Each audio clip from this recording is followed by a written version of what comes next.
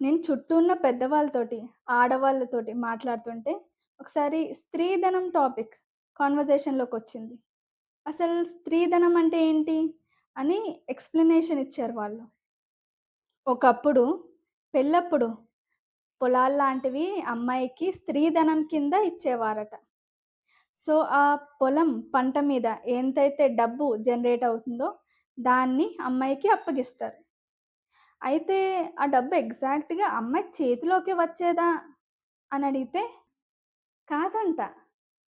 అమ్మాయి మామగారో, లేకపోతే భర్త చేతిలోనో పెట్టేవారంట డబ్బులు. వాళ్ళు భద్రపరుస్తారని. Well okay. అప్పుడు ఇంకో డౌటొచ్చింది. వాట్ ఇఫ్ వాళ్ళు ఆ డబ్బుని ఖర్చు చేసేస్తే? దీనికి ఏం సమాధానం వచ్చిందంటే, లేదు లేదు. ఎక్కడో అరాకొరా మంది ఉంటారు అలా చేసేవాళ్ళు. కాదనట్లేదు. కానీ మోస్ట్‌లీ అమ్మాయి అనుమతి లేకుండా ఆమె డబ్బుని ముట్టుకునేవారు కాదు. వెల్ ఇది విని మంచిగా అనిపించింది. అట్‌లీస్ట్ పర్మిషన్ తీసుకుంటున్నారు కదా! నైస్. మరి ఆడవాళ్ళు ఆ డబ్బుతోటి ఏం కొనుక్కునేవారు? చాలా క్యూరియస్‌గా అడిగాను ఈసారి. అప్పుడొచ్చిన సమాధానాల్లో ఏది కూడా నా మనసుకి సంతృప్తికరంగా అనిపించలేదు. జవాబులు మీరు కూడా గెస్ చేయొచ్చు. ఆ! అలా ఏమి ఉండేది కాదు. ఇంటి కోసం ఏమన్నా అవసరం పడితే అమ్మాయి అనుమతి తీసుకొని, భర్త దాని కోసం ఖర్చు చేసేవాడు. లేకపోతే ఆమె పుట్టింటి నుండి ఎవరన్నా వస్తారు గదా! వాళ్ళకి బట్టలు వగైరా పెట్టాలి. సో, దానికోసం ఆమె ఖర్చు పెట్టేది.